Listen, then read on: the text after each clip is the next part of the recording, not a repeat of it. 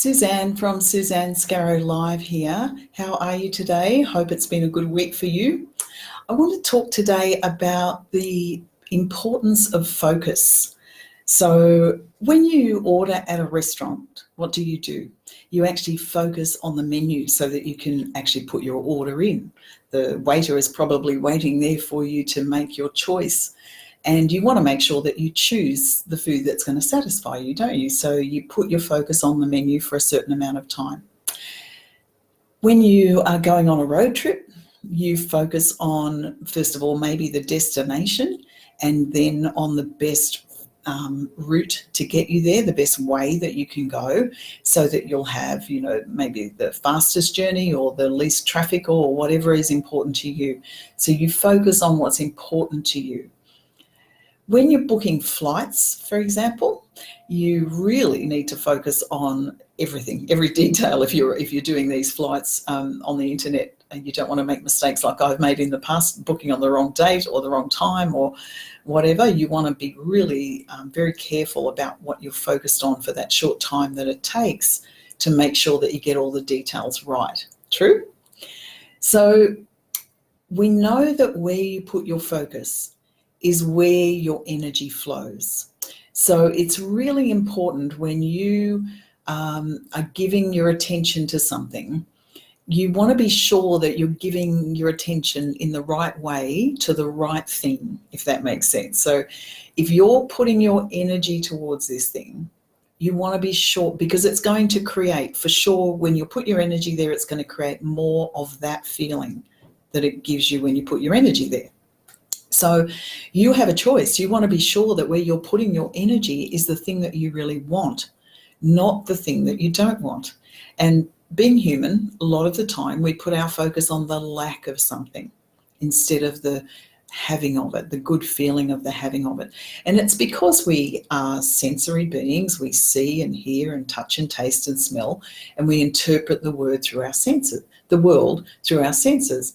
But actually, you have another creative power, and that is to actually jump over those senses in a way and imagine. You have your imagination, your intuition, your imagination, and you can actually imagine the thing that you want as though it already exists. And by doing that, you're putting your energy on the thing that you want, and you're creating more of that feeling that it would give you, particularly if you can feel to have that particular thing. So let's think about an example of that. Perhaps it's a car that you want, or perhaps it's a house that you want, or a relationship that you want. Okay, it doesn't matter what it is, in a sense. It's the same thing that you have to do. You have to put your focus on the having of it, not the lack of it. Mostly as humans, we put our focus on the lack of it because we're trained in that way to sort of look at reality. But I say reality is schmeality. Reality is just what you've already created. And if you've been focused on lack, then you've probably created more lack.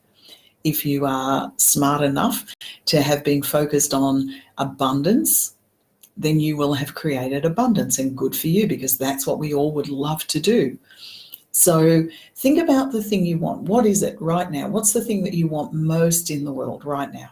What do you want? Is it a car? Is it a relationship? Is it more money? Is it better health? What is it that you want? And now I want you to close your eyes. And I want you to just imagine that you're in the most beautiful space that you can imagine. It might be a beautiful garden. It might be a gorgeous view of the ocean. It might be that you're under the ocean swimming, with the whales even, or something like that. So just imagine that you're in that place and you feel the gratitude of being in that beautiful place. You feel the gratitude of being alive in that moment. You feel the gratitude that you have this incredible imagination that can take you into this feeling place of this thing that you want, of the having of it. And if you could be there every day for a few minutes, you would actually bring that thing, whatever it is, doesn't matter what it is, you can bring that thing into your present day experience just by your intention of what it is, and then raising your emotion to a high level. And gratitude is a wonderful key to doing that. Love, belongingness, freedom, appreciation, all of those beautiful feeling words, beautiful feelings actually elevate your emotion to a higher vibration. And gratitude will do it for you, because there's always something that you can be grateful for, even if it's just the air that you're breathing, or the eyes that you see with, or the nose that you smell with, or the taste of the food. We have so much to be grateful for, and we take a lot of it for granted.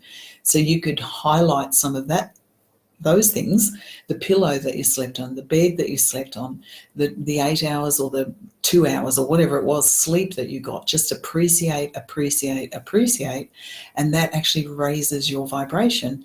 And if you raise your vibration while you're focused on the thing that you really want, so you've identified what it is, you've got that in your mind, now you raise your vibration by going into that beautiful place and feeling those feelings, you are actually in a state of creation of that particular thing.